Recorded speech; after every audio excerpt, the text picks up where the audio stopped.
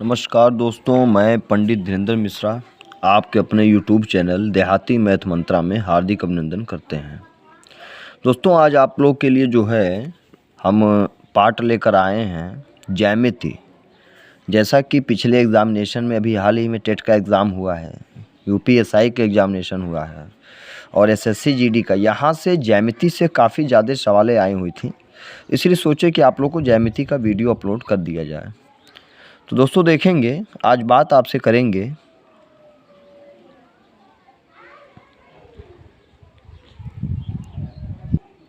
वृत्त की। वृत्त क्या है? एक बिंदु से निश्चित दूरी पर चारों ओर से घिरी हुई गोली संरचना को वृत्त कहते हैं। अर्थात अगर कोई बिंदु है और इस बिंदु से एक निश्चित दूरी पर चारों तरफ से घिरी हुई जो गोली संरचना होती है उसी को हम वृत्त कहते हैं। जैसा आप लोग जानते होंगे कि वृत्त में और गोले में ज़मीन और आसमान का फ़र्क होता है। क्यों? क्योंकि जो वृत्त होता है, वृत्त में जो त्रिज्या होती है, अर्थात ये जो रेखा आप देख रहे हैं ये एक त्रिज्या है। तो जो वृत्त की त्रिज्या होती है वो हर जगह पे बिल्कुल एक समान होती है। अगर यहाँ पर त्रिज्या आर है तो यहाँ पर भी आर होगा, यहाँ पर भी आर होगा और यहाँ पर भी आर होगा। लेकिन गोला भी वृत्त की तरह होता है, वह भी एक निश्चित बिंदु के चारों तरफ एक परिबद्ध या घिरी हुई संरचना ही होती है। लेकिन गोले की जो त्रिज्याएं होती हैं वो चारों तरफ एक समान नहीं होती है। जैसे यहाँ आर है तो यहाँ R1 होगा, यहाँ R2 होगा, यहाँ R3। यानी गोले में जो त्रिज्या होती है वो प्रत्येक जगह पे समान नहीं होती है और वृत्त में जो त्रिज्या होती है वो हर जगह समान होती है। वृत्त के कुछ महत्वपूर्ण प्रमेय आते हैं जिसको आपको जानना बेहद ज़रूरी है। अगर आप वृत्त के जो प्रमेय होती हैं अगर उनके विषय में जानकारी नहीं रखेंगे तो एक भी सवाल वृत्त से हिलाना मुश्किल हो जाएगा। तो वृत्त के कौन कौन से प्रमेय हैं? नंबर 1, वृत्त का निर्माण। प्रमेय 1 है, वृत्त का निर्माण अनेक चापों से मिलकर हुआ है। अब ये चाप क्या होते हैं? जैसे ये जो आप इसको अंग्रेजी में कॉर्ड कहा जाता है।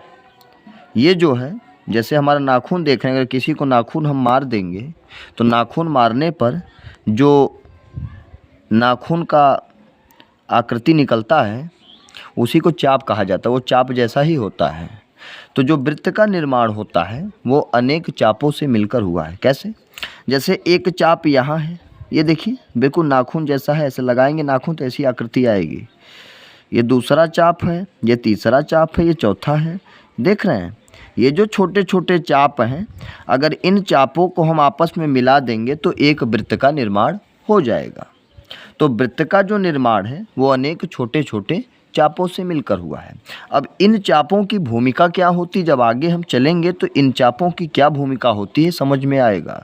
तो लेकिन अभी तो हाल ही में हमको यही जानना है कि जो वृत्त का निर्माण होता है वो अनेक चापों से मिलकर हुआ है। दूसरा प्रमेय है, वृत्त के किसी चाप द्वारा केंद्र पर बनाया गया कोण का मान उसी चाप द्वारा परिधि पर बने कोण का दूना होता है। अब ये तो मैंने आपको प्रमेय जो है एक रट्टा मार तरीके से लिख दिया, आखिर इसका मतलब क्या होता है और यह प्रमेय आपका काफ़ी महत्वपूर्ण भी है। तो पहले आप इस प्रमेय के विषय में समझें। जैसे ये एक वृत्त है और इस वृत्त पर एक केंद्र है। लिखा हुआ है कि वृत्त के किसी चाप द्वारा, चाप मतलब अगर वृत्त का इतना पोर्शन हम काट के निकाल दें, ये इतना पोर्शन अगर हम काट के निकाल दें तो यह क्या हो जाएगा? एक प्रकार का चाप हो जाएगा। और जैसा कि अभी आपने पहले वाले प्रमेय में पढ़ा है कि जो वृत्त का निर्माण होता है वो अनेक छोटे छोटे छोटे बड़े तमाम चापों से मिलकर होता है। तो अगर मान लीजिए कि हम वृत्त का इतना पोर्शन काट के निकाल देते हैं तो यह भी तो एक वृत्त का चाप ही है। ये वृत्त का चाप क्या कर रहा है कि इसके केंद्र पर, ये केंद्र वृत्त का है, इसके केंद्र पर एक कोण बना रहा है ऐसे। तो वृत्त के किसी चाप द्वारा केंद्र पर बनाए गए कोण का जो मान होता है वृत्त के उसी चाप द्वारा, यही चाप, ये चाप पहले केंद्र पर कोण बना रहा है और फिर इस चाप ने क्या किया कि किसी परिधि पर बना दिया। परिधि मतलब ये जो वृत्त का किनारा वाला हिस्सा होता है इसी को परिधि बोलते हैं। तो यही चाप अगर वृत्त के किसी परिधि पर कोण बनाता है तो इस कोण का जो मान है, इस कोण का मान वो केंद्र पर बने कोण का आधा होगा। अब आप कहेंगे साहब आज तो बिल्कुल नहीं समझ में आ रहा है। जैसे मान लीजिए ये बिंदु A है, ये B है और ये बिंदु O है और ये हो गया C। अब देखिए ये जो चाप है इसने पहले केंद्र पर कोण बनाया। केंद्र पर कौन सा कोण बना रहा है? केंद्र पर जो कोण बन रहा है वो कोण हमारा है कोण AOB। और यही चाप जो परिधि पर कोण बना रहा है यहाँ पर ये वाला कोण, और ये केंद्र का कोण है जो परिधि पर कोण बना रहा है। तो परिधि पर कौन सा कोण बन रहा है? परिधि पर जो कोण बन रहा है उस कोण का मान है कोण AC और B। तो वृत्त के किसी चाप द्वारा जो केंद्र पर कोण बनता है उस कोण का मान इस परिधि पर बने कोण का दूना होता है। जैसे कि हम लिख सकते हैं कि कोण AOB बराबर दुगना कोण ACB। ये आपका एक प्रमेय होता है। जैसे एग्जाम्पल के तौर पे अगर हम समझना चाहें तो क्या समझेंगे? जैसे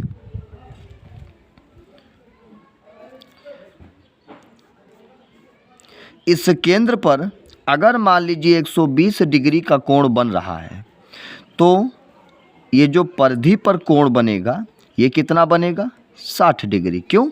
क्योंकि ये तो वृत्त का चाप है, जो इतना आप देख रहे हैं ये वृत्त का एक चाप है।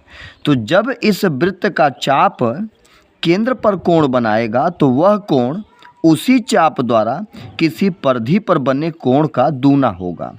अर्थात अगर ये 120 डिग्री है तो ये 60 डिग्री होगा, अगर ये 90 डिग्री है तो ये 45 डिग्री होगा, अगर ये 30 डिग्री है तो ये 15 डिग्री होगा। उसी तरह से अगर ये 60 डिग्री तो ये 120 डिग्री, ये 90 डिग्री तो ये 180 डिग्री, ये 100 डिग्री तो ये 200 डिग्री। अर्थात इसका क्या मतलब कि वृत्त के किसी चाप द्वारा जितना कोण, वृत्त के किसी चाप द्वारा जो कोण वृत्त के केंद्र पर बनता है और उसी चाप द्वारा किसी वृत्त की परिधि पर जो कोण बनता है वो परिधि पर बनने वाला कोण सेंटर के कोण का आधा होता है और सेंटर वाला जो कोण होता है वो परिधि पे बने कोण का दूना होता है। अरे भाई ये सेंटर में है, केंद्र में है तो जाहिर है बड़ा होगा, और ये किनारे पर है परिधि पे तो ये छोटा ही होगा। बात समझ रहे हैं? लेकिन अगर मान लीजिए ये जो परिधि है इस परिधि को हमने थोड़ा सा बड़ा कर दिया। जैसे ये जो चाप आप देख रहे हैं ये चाप काफ़ी छोटा है, इस चाप को हम इतना बड़ा कर देंगे कि ये पूरे वृत्त का आधा हो जाएगा। कैसे? ऐसे। ये देखिए इस चाप को हमने पूरे वृत्त का आधा कर दिया। पूरा वृत्त बनाएंगे, चलिए बहुत अच्छा वृत्त बना है। ये देखिए अब ये जो एक चाप लिया गया है ये चाप इतना बड़ा है कि पूरे वृत्त का आधा है और ये वृत्त का क्या है? केंद्र है। अगर इस चाप द्वारा हम केंद्र पर कोण बनाएंगे तो ये कोण बिल्कुल सीधा जाएगा। अरे भाई ये तो चाप पूरे वृत्त का आधा न है, और जब केंद्र पे ये चाप बनाएगा कोण तो एक सीधी रेखा ऐसे, यानी हम कोई भी कह सकता है कि जब सीधी रेखा हमको मिलती है तो सीधी रेखा में लगभग 180 डिग्री का कोण बनता है। एक सरल रेखा में 180 डिग्री का कोण बनता है। तो इस चाप ने इस केंद्र पर 180 डिग्री का कोण बना दिया। अब यही चाप अगर किसी परिधि पर कोण बनाएगा ऐसे, ये वाला कोण या फिर ये वाला कोण या फिर ये कोण, देखिए एक यहाँ कोण बना है, एक यहाँ कोण बनाया है, एक यहाँ कोण बनाया है, तो ये सभी कोणों का मान क्या होगा? 90-90 डिग्री। क्यों? हमने कोई आपको प्रमेय तो थोड़ी ना बताया, हमने कहा कि वृत्त के किसी चाप द्वारा केंद्र पर बना हुआ कोण का जो मान होता है वृत्त के उसी चाप द्वारा किसी अन्य परिधि पर बने हुए कोण का दूना होता है और परिधि वाला कोण केंद्र कोण का आधा होता है। अब चूंकि ये जो चाप है वो पूरे वृत्त का आधा है और ये पूरे वृत्त का आधा है, तो जब पूरे वृत्त का आधा है तो ये जो सेंटर पे कोण बनाएगा और यही चाप जो परिधि पे कोण बनाएगा, तो परिधि पे जितने कोण बनेंगे सब 90-90 डिग्री के बनेंगे। बात समझ रहे हैं? इसीलिए कहा जाता है कि अर्धवृत्त में, अर्धवृत्त मतलब ये ऊपर वाला, देख रहे हैं, ये ऊपर वाला सब ये अर्धवृत्त, ये भी अर्धवृत्त है। इसीलिए कहा जाता है कि अर्धवृत्त में बने हुए कोण समकोण होते हैं। तो ये आपका निकला प्रमेय नंबर, ये आपका निकला प्रमेय नंबर 3, अर्थात अर्धवृत्त में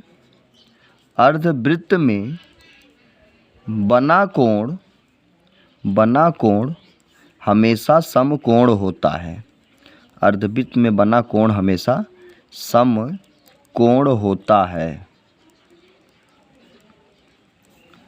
ये आपका कौन सा प्रमेय है? प्रमेय नंबर 3। अगला प्रमेय है आपका प्रमेय चौथा आपका है कि किसी वृत्त के भीतर बना ऐसा चतुर्भुज जिसकी चारों कोने वृत्त के परिधि को स्पर्श करें तो उसे हम चक्री चतुर्भुज कहते हैं। जैसे ये कोई वृत्त है और इस वृत्त के भीतर कोई चतुर्भुज बना है और वो चतुर्भुज इस प्रकार से है कि उस चतुर्भुज के चारों कोने, उस चतुर्भुज के चारों कोने वो वृत्त की परिधि, वृत्त की परिधि का मतलब होता है वृत्त का किनारा। ये जो किनारा वाला भाग देख रहे हैं जिसको परिमाप कहते हैं, उसी को संरचना ज्यामिति में परिधि कहा जाता है। तो वृत्त के परिधि को इस चतुर्भुज के चारों कोने स्पर्श कर रहे हैं। तो ये चतुर्भुज जब वृत्त के भीतर चारों कोनों को स्पर्श करेगा तो इसको आप चक्री चतुर्भुज कहेंगे। और चक्री चतुर्भुज की सबसे बड़ी खासियत यही होती है कि अगर वृत्त के भीतर है और वृत्त के चारों कोनों को, या वृत्त के इसके चारों कोने अगर वृत्त के परिधियों को स्पर्श कर रहे हैं तो ये चक्री चतुर्भुज है। और चक्री चतुर्भुज की खासियत ये होती है कि इसके आमने सामने के जो कोण होते हैं, ये इसके सामने का ये कोण है और इसके सामने का ये कोण है, तो इसके जो आमने सामने के कोण होंगे ये आपस में समपूरक होंगे। अब आपको समस्या ये हो रही होगी कि समपूरक क्या होता है, थोड़ा ध्यान दीजिएगा। देखिए जो समपूरक होता है, समपूरक कोण जो होते हैं वो ऐसे कोण होते हैं जिनको जोड़ने पर उनका जो जोड़ है वो 180 डिग्री आता हो। और जो कोटिपूरक कोण होते हैं, कोटिपूरक कोण क्या होते हैं? तो कोटिपूरक कोण वह कोण होते हैं जिनको जोड़ने पर उनका जोड़ जो है वो 90 डिग्री आता हो। बात समझ रहे हैं? समपूरक कोणों को जोड़ने पर उनका जोड़ 180 डिग्री आता है और कोटिपूरक कोण जोड़ने पर उनका जोड़ जो है वो 90 डिग्री आता है। जैसे हम क ख ग घ पढ़ते हैं तो क ख ग घ जब पढ़ते हैं तो सबसे पहले क आता है, फिर ख आता है, तब बाद में जाके कहीं स आता है। तो पहले क आया तो क आने का मतलब कि कोटिपूरक अर्थात 90 डिग्री, बाद में स आया अर्थात समपूरक कोण, और समपूरक मतलब 180 डिग्री। तो ये चीज़ तो मैंने क्या बताया कि चक्री चतुर्भुज के आमने सामने के जो कोण होते हैं उनका जोड़ समपूरक कोण का होता है, यानी आमने सामने के कोण समपूरक होते हैं। अर्थात इन आमने सामने के कोणों को जब हम जोड़ेंगे तो इनका जोड़ कितना आएगा? 180 डिग्री। मान लीजिए कि अगर ये 120 डिग्री है तो ये कितना हो जाएगा? 60 डिग्री। तब न जोड़ेंगे तो 180 डिग्री आएगा। तो चक्री चतुर्भुज के आमने सामने के जो कोण होते हैं वे आपस में समपूरक होते हैं। तो इस प्रमेय को थोड़ा सा लिख लेंगे। चक्री चतुर्भुज के आमने सामने के कोण समपूरक होते हैं, अर्थात इन कोणों का योग 180 डिग्री होता है। अब इसके नेक्स्ट वीडियो में, वीडियो काफ़ी लंबा हो गया है, अब इसके नेक्स्ट वीडियो में और भी जो महत्वपूर्ण कुछ प्रमेय हैं जो परीक्षा की दृष्टि से काफ़ी महत्वपूर्ण हैं, थोड़ा सा उन प्रमेय के विषय में आपसे बात करेंगे और फिर तुरंत चलेंगे कुछ सवालों में और कुछ सवालों का अभ्यास कराएंगे। दोस्तों, ये जो वीडियो है ये मैंने यूपी टेट और सी टेट और सुपर टेट, विशेषकर जो टीटी के छात्र जो एग्ज़ाम देखते चले आ रहे हैं वो उनके लिए बनाया हूँ। अगर वो इस गलत फहमी में जी रहे हों कि नहीं हम एग्ज़ामिनेशन में छोटे छोटे सवालों को एक शॉर्टकट या फिर बेलायती गणित के माध्यम से हल कर सकते हैं, तो वो उनकी गलत फहमी है। अब आयोग में सवालें बड़े भीतर से दी जा रही हैं और बड़ी बेसिकली दी जा रही हैं, तो मैं चाह रहा हूँ कि आप लोग जो भी पढ़ाई करें, मैं कहता हूँ थोड़ी सी ही पढ़ाई करें लेकिन ठोस तरीके से, क्योंकि आने वाले समय में जो एग्ज़ामिनेशन है उसका स्टेटस काफ़ी ऊंचा और काफ़ी बड़ा होता जा रहा है। इसीलिए आपको काफ़ी भीतर से और काफ़ी अंदर से जो है इसके विषय में जानकारी लेनी होगी। चलिए ठीक है दोस्तों, बहुत बहुत धन्यवाद आप लोग का। और वीडियो अगर अच्छा लगता है तो आप लोग इसको सब्सक्राइब और लाइक भी करें, जिससे हमारा भी मनोबल बढ़े और हम भी एनर्जेटिक हो जाएं। चलिए ठीक है दोस्तों, बहुत बहुत धन्यवाद।